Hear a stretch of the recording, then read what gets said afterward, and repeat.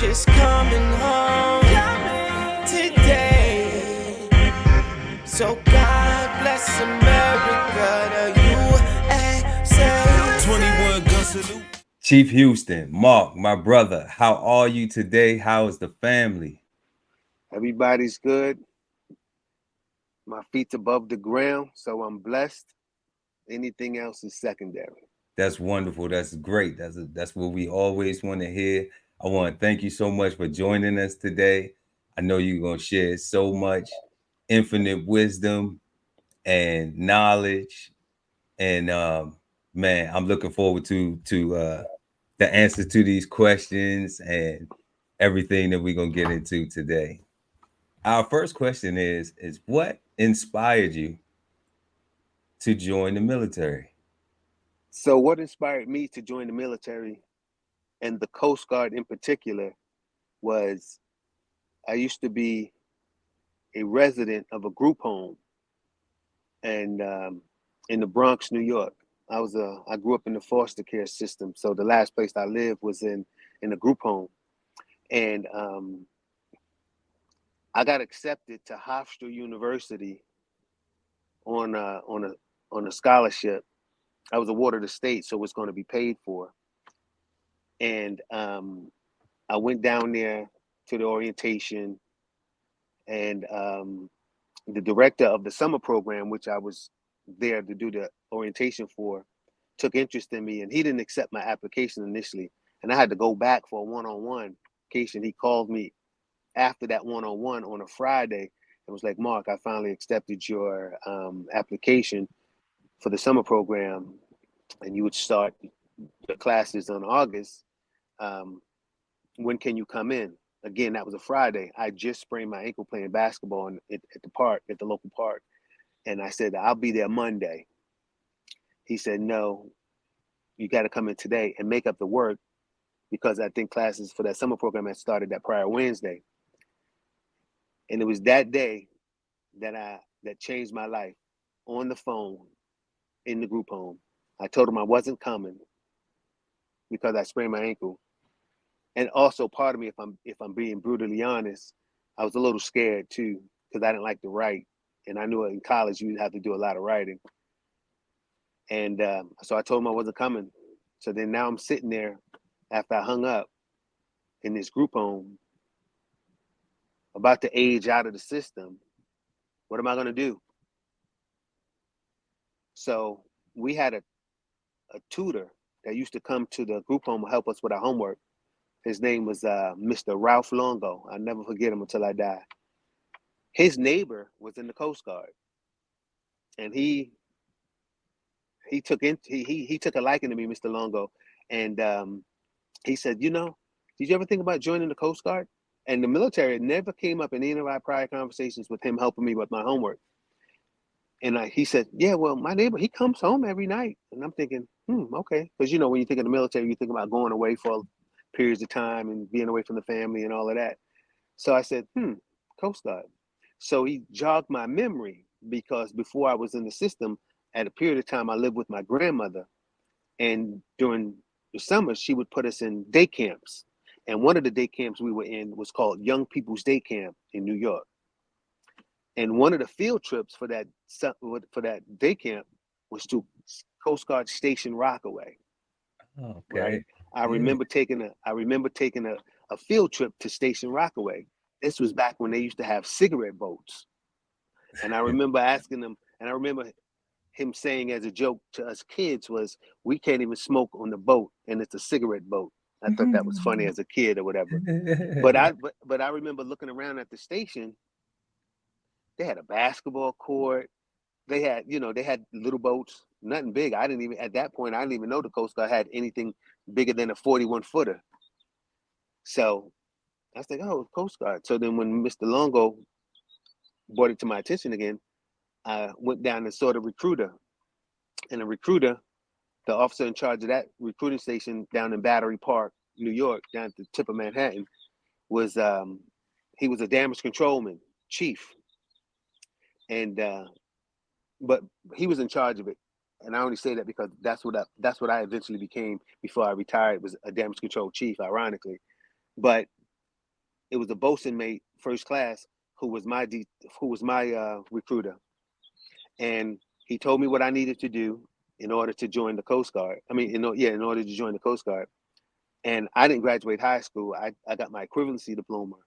So I had to score higher on the ASVAB than someone who graduated from high school. So, and unlike the other branches, Marines, Navy, Air Force, it seems that those recruiters really went after their recruits, called them all the time, went to their schools.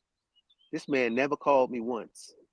So I was thinking to myself, man, am I enough? Am I worthy to be in the Coast Guard? Like, does he not want me to be in? Because he wasn't pressuring me. I was the initiator of all our conversations. So he told me what I needed to do. I studied for the ASVAB. I passed the ASVAB with the higher score that I needed. Went down there, told him I took it, told him I passed it. He said, okay, when do you want to come in? And I was like, well, when's the next class, or when's the next opportunity to come in? He told me when it was, and I think I joined the delayed entry program for a little bit. And then when it came time to go, I went. This was February 1989 when I went in. So my enlistment date was February 21st, 1989. So that's how I was introduced to the Coast Guard. That's how I was reminded of the Coast Guard. And that's when I joined the Coast Guard. What a lot of people don't know was when I signed up for my enlistment contract, it was for 4 years active and 4 years inactive. Mm-hmm. In my heart and in my mind, I was signing up for 20 years because I didn't have anything to fall back on. Right. So I just wish that I would have written to a rate that had re-enlistment bonuses, because at the time, damage controlments, they didn't have re-enlistment bonuses. So I was just signing up for free. Some guys were getting $20,000, $15,000. And I think the fire technicians, they don't have that rate anymore, but the fire technicians back then was getting, I think, 50, 40 grand to re-enlist. Wow. As an enlistment bonus, 40 grand to come on board. Yeah. I think to sign up before taxes. They still took taxes out, but yeah. Yeah. But that's how I was introduced to the Coast Guard, and that's when I joined. So what was boot camp like? Do you remember what boot camp was like? Yeah, I remember vividly what boot camp was like. As I said earlier, my enlistment date was February 21st, 1989. I graduated April 14th, 1989. I never got reverted, so I graduated on time. But boot camp was one of the hardest times serving in the military. Not because it was physically hard or mentally challenging. Indeed it was, but my grandmother at the time was ill, and I wasn't able to see her, and I wasn't able to call her and do all of those things. So there was periods of times when I would just sit by myself and just cry while I was in boot camp, dealing with all the stresses that come with boot camp anyway. So so that was hard for me. I had a birthday in boot camp. My birthday is March 10th, as we share. So I went in February, had a birthday March 10th, and graduated April 14th, 1989. So when we got there, we were in Foreman Company, right? And we were issued our clothing, but we wasn't allowed to put our boots on until we met our company commander. And it had snowed. It had snowed a foot and a half while we was there in Cape May, New Jersey. And we were walking around in these Converse tennis shoes that we were issued, which were our PT shoes, because we were only allowed to wear our PT gear until we met our company commander. So our feet were freezing. And I think eventually they let us put our boots on. So that was one of the things I remember. And I remember the prog test that we had to take, progressive testing, as we went along, as we were being trained and taught all these different Coast Guard things. We had tests, right? And the Prague 3 test was supposed to be the hardest test. I guess a lot of recruits failed it and had to retake it and everything. Okay. that test was actually on my birthday. Oh, okay. So I'm like, here we go. My birthday's supposed to be a nice day. I'm already in boot camp. So I aced that test, that Prague 3. And I think it was hard because I think that was the one where we had to learn other military ranks and their symbols, like their stripes and chevrons and things. So we had to learn what a master sergeant in the Air Force was, how many stripes. I think that's that test. So I did pretty good on that. And then there was one company commander, I think he worked in the gym. He let me slide away a little bit on my birthday, and he let me shoot some basketballs by myself as a little gift. So it was like, I think I had like 15 minutes or something like that, just shooting the basketball. It was like the most freest thing, because everything's so structured in boot camp. I got a chance to be away and just shoot basketball for a little bit while I was there. So, yeah. And one of the other things I remember about boot camp was Bobby Brown had just came out with a new album with My Prerogative and all of that. And I remember the guy who was running Foreman Company, when he would get up in the morning and we would stand and watch on the quarter deck, he would be getting ready to that new album. So I'll be sitting there, standing there at attention or whatever, jamming to Bobby Brown, right? And I remember that My Prerogative and all of those songs. So those are some of the memories. It was the first time I ever shot a gun in boot camp, coming from New York City. I wasn't one of the guys that was in the streets and was around a lot of weapons and guns, legal or illegal. But so that was the first time I shot a gun. And my boot camp in my company, Oscar 130, we were the last company to shoot the 45. So we shot the 45 because it was transitioning to the 9mm. So my company was the last one to shoot the 45. And we had to get qualified on the 45 and the 9 and the M16. So that's what I remember about boot camp. Yeah, that's great. That's great. You said y'all phased out the 45 and went to the Beretta. Yep, we went to the Beretta. Yeah. Yep. Yeah. Wow. We were the last company to shoot the 45. So after boot camp, your first unit, where did you go? What was your first unit? So here's another funny story. So my first unit, if you can remember boot camp, everything that you did, you was graded on, and then we had a class ranking. And based upon your ranking, this was physical, this was your PT test, this was your scores on your Prague examinations, this was everything, your uniform inspections, everything. And they rated you. And then you got to pick where your duty station was based upon your rating in the class or in your company. I was number 10 out of 42. That was my ranking. And if I'm not mistaken, that was right around the time when the Exxon Valdez had that oil spill in Alaska. So they were sending a lot of recruits up there to do the cleanup of that oil spill. Mm-hmm. But I didn't have to go. My first duty station was EECEN, EECEN. It was an acronym standing for Electronics and Engineering Center in Wildwood, New Jersey. So basically, right across the bridge from Cape May, where boot camp was, I was stationed right there because I was only going over the bridge. But right after boot camp, a lot of recruits had an opportunity to work with their recruiters for 2 weeks.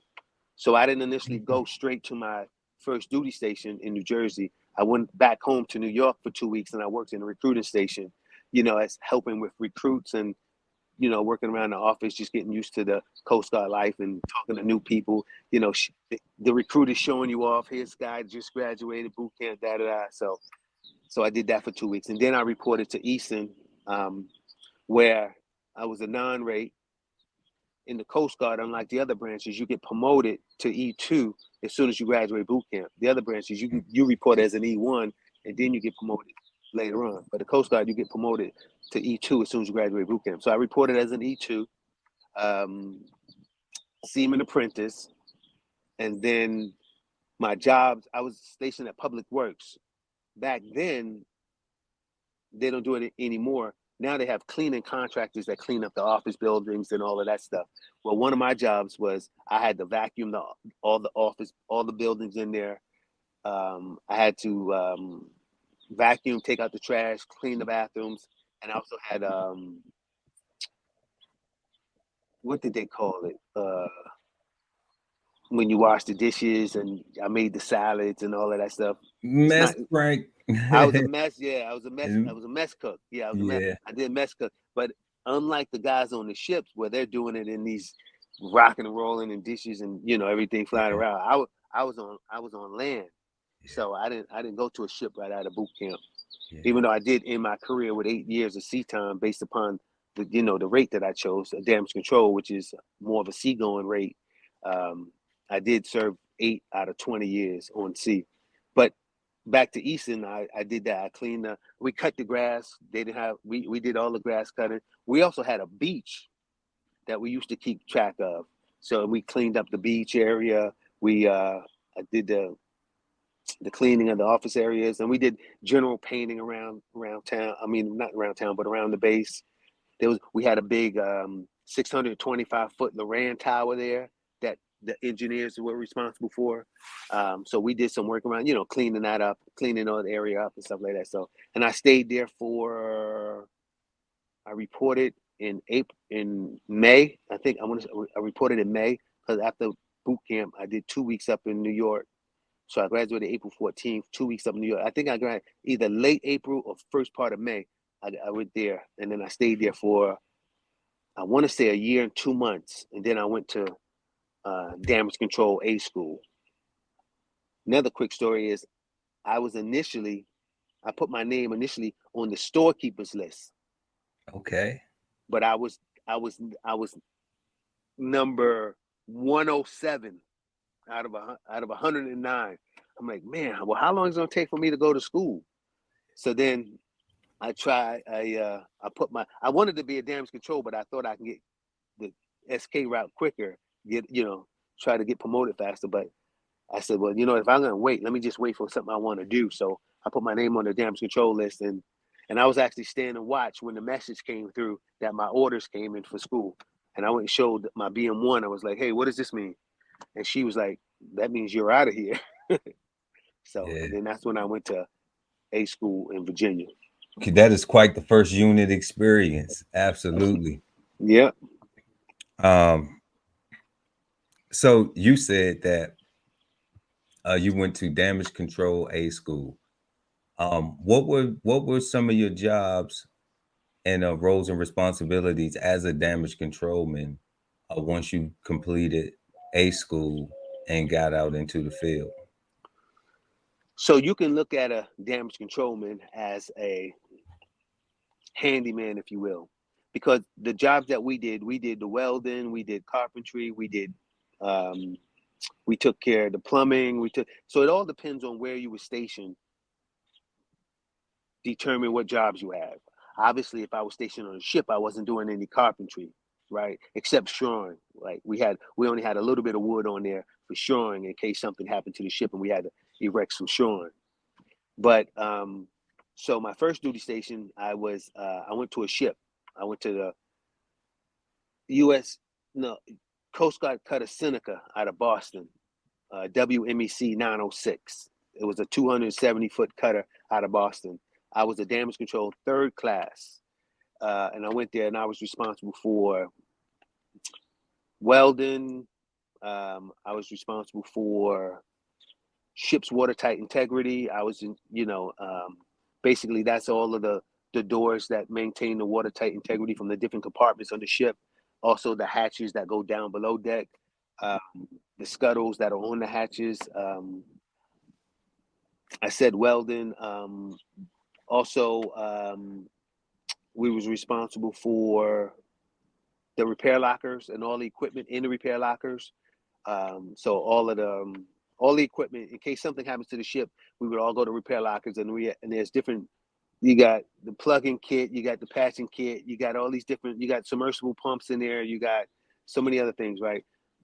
So we was responsible for maintaining that, keeping the inventory, testing the things, making sure they work. So when we need them, they were working in working order. We was also responsible for the other dewatering equipment at the time were called P250s. So we was responsible for maintaining those as well. And on that ship, unlike the other ships where the MKs were responsible, we were responsible for refueling the ship.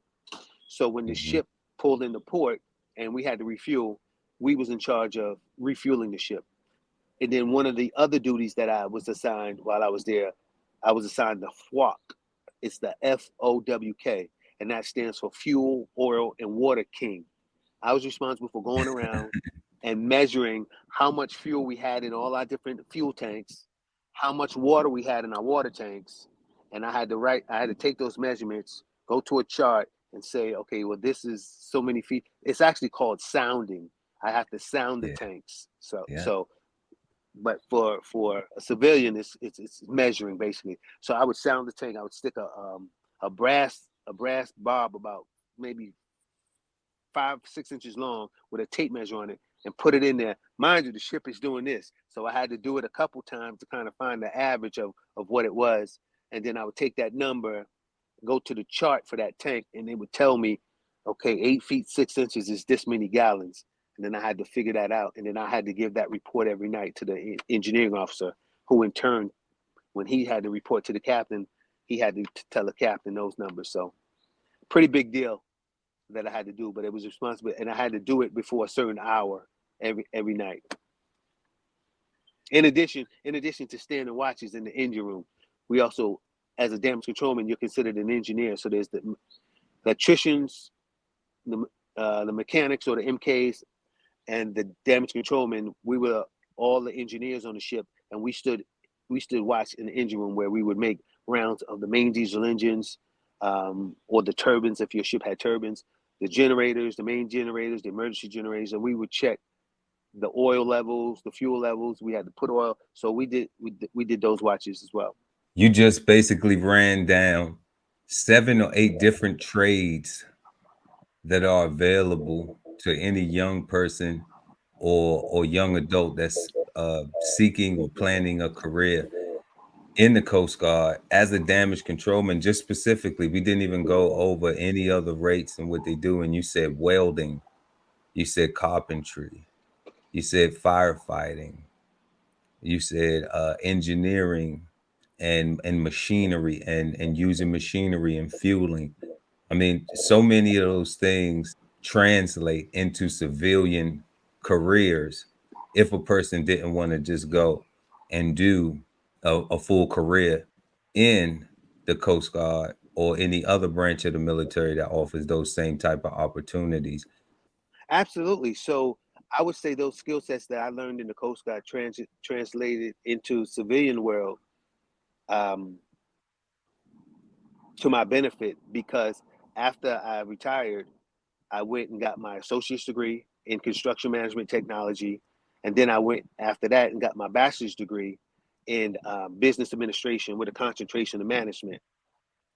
Some of the classes I didn't have to take based upon the courses that I took while I was in the Coast Guard, because in order to advance in the Coast Guard, as you well know, Earl, is you have military requirements for each pay grade, and then you have your rating requirements as well. So I had to, there was carpentry in there was welding in there was plumbing in there.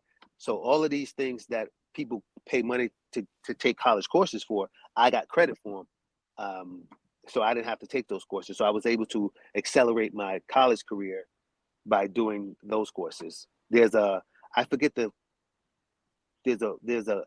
company or a group of individuals that come together to evaluate all military courses and give college credits to those courses. So when you go to college, coming from the military, they already know, okay, you pass these exams in the Coast Guard or in the Army or Air Force, whatever, then these are equivalent to this course in the college. So you don't have to take it. That's the ticket right there. That's the ticket right there. That is What would be a key piece of advice you would give any young person that is thinking about joining the Coast Guard or possibly pursuing a career in the military? I would just say to young people who are trying to make the military as a career, just be ready for change, because a lot of change is going to happen from the time you come in to the time you leave. There's going to be a lot of change. I know in the Coast Guard, one of the things that I didn't do when I first went to the Coast Guard, because I didn't fully understand it or actually even know about it, was the message board, right?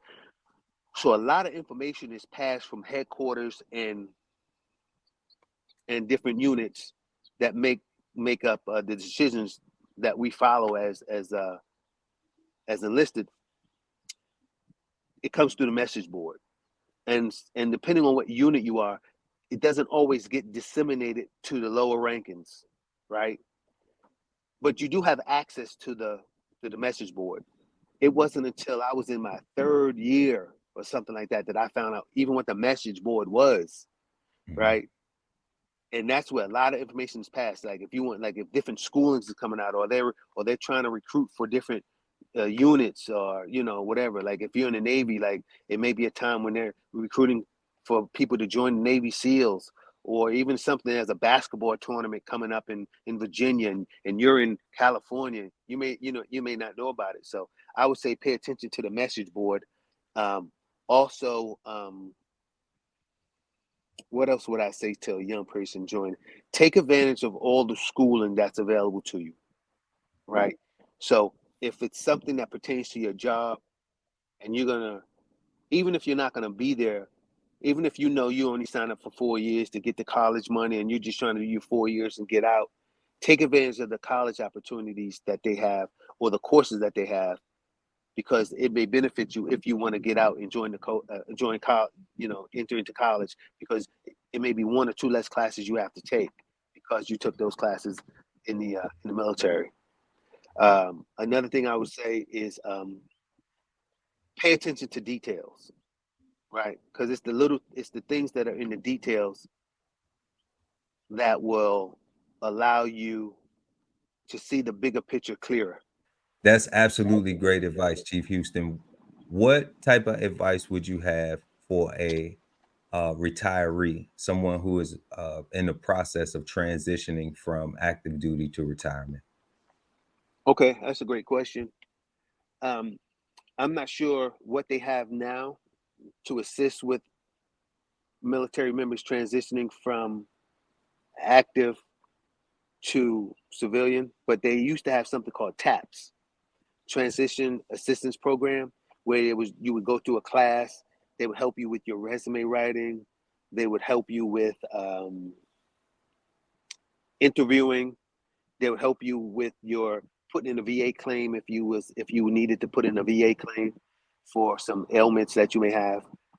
So I would advise definitely taking advantage of those things. Um, oh, and I would also, if I can go back to the young person joining, I would also tell them to invest at least 10% of their salary, so that when they do get out, they can have a little nest egg or something to get out, because they don't give you anything else when you get out. You're only going to have what you saved, okay?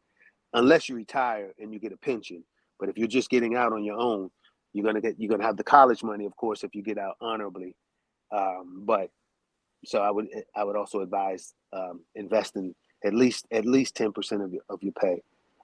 Also for the retirees, I would say at around year 15, try to figure out what it is that you want to do post retirement. I mean, post military. So if you are going to retire and you set yourself up financially to where you don't have to work, then you don't. This piece of advice doesn't pertain to you. But if you know you're going to have to work after the military, or you know you want to work after the military, there's a huge difference. If you have to work, then you're going to have to look for a job, or start a job, or start a career in something that you like, right? Because you are going to have a pension, and you are going to potentially get some compensation from the VA, you know, if you need it. But really start focusing on what it is you want to do, what career you want to go through. Maybe you want to go straight to college from school and get a degree before you start your second career. So if that's the case, then you know you're going to be doing that for X amount of years. Or if you know you want to go into the financial industry, find out what you need in order to be successful in that. Maybe you need to take some classes. Maybe you need to get some different licenses. I know in the financial industry, you're going to need to be securities licensed. So you're going to have your life insurance license. Maybe you want to get a jump start on getting those before you get out. And then you can have, then this is where it won't slow up the process of you getting to where you want to go quicker. Same thing with maybe being an engineer. You want to get some classes. When I got out, I knew I wanted to be a licensed general contractor.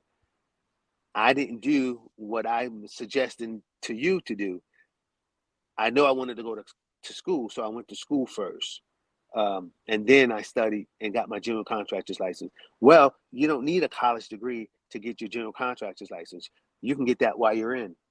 Now, you may not be stationed in the state that you're going to retire to, but you have the benefit of the internet to where you can do all your research and even contact a licensed general contractor in that state you want to go to, or whatever it is you're trying to do, and get the information that you need in order to start getting those credentials and licenses and things like that before you retire, so that when you are retired, you can hit the streets. Superb, excellent advice. I did eventually go get my general contractor's license for North Carolina, and I did start my own company. That absolutely. Houston Contracting. Yeah, tell us where can people find Houston Contracting? How can they get in contact with you? So I'm a residential licensed general contractor in the state of North Carolina. I'm in the process of getting my South Carolina license, seeing how it's our bordering state and it's a reciprocal state. I don't have to take the whole general contractor's license test again. I only have to take their business course, which is an open book test. So I'm in the process of doing that now. But I live in Charlotte, North Carolina. My business is Houston Contracting, LLC. I can be reached by my cell phone, 704-779-7986. And I just recently, last year, built my first house from the ground up and sold it to a couple. I was blessed to find someone through a realtor who was looking to help his daughter and her husband relocate to Charlotte. They actually work for the VA. They're two young doctors, actually. And I was under contract with them before I even broke ground on building the house. So they actually got a custom house because they was able to pick some things out and, you know, whatever they wanted in the house for upgrades or whatever like that. Because I bought the plans online, sent it to an engineer, sent it to the county, got it approved, and I built it. And then, yeah. But I've done tons of renovations, but that was the only house that I built from the ground up. There was a small little ranch there, and I tore that down to the ground, and then I built that one up from the ground up. So that's amazing. That's amazing. Still doing amazing things, like as always. So Chief Houston, wow, man, you dropped so many jewels on us. So how are you spending your days retired? You know, what do you do to stay busy? What keeps you active? so that's a great question. So one of the fortunate things of being retired is I don't have to go out there and work really, really hard because I do have an income coming in to where now I can pick and choose the work that I want to do, right? General contracting and construction is my passion. That's why I went and got my license, and that's why I went and started the business. But those are the things that keep me busy. I like the home improvement, remodeling. I like to see something from nothing turn into something, no doubt. Oh man. Um, so my last question, Chief Houston, is what do you think is the most valuable lesson that you learned from your military service? All right, let me ponder this for a minute because there's a lot of valuable lessons that I've learned. Uh, Take your time. It's the most though. It's just the yeah, most. the It's most, just the most, the it's most the most. valuable. I would have to say, respect would be the Respect. most. Respect is the most valuable thing that I've learned, because being in the military, you're gonna meet people from all walks of life that are not Yes. like you. Like Yes. I'm from New York City, so I'm used to New Yorkers. I'm used to how New Yorkers act. I'm used to, but I met people from Oklahoma. I met people from California. I met people from Alabama. I met Yeah. people from Maine. I met people from all over the country, Washington State. So, and everybody don't think like you think. Everybody doesn't Mhm. live like you live. So, just learning to respect one another and different cultures as well. I've met some people that are Muslim. I met some people that are atheists. I met people that are Christian. I met, not just religion, but people, how they live and how they go about things. Because in the military, you're going to be really close to one another as well. So I learned how to respect people and how to treat people with respect. Because I've also seen a lot of people not knowing how to do that. So I would say respecting other people and respecting um, people. That's probably the most valuable thing I've learned. That's phenomenal, Chief. Thank you for that.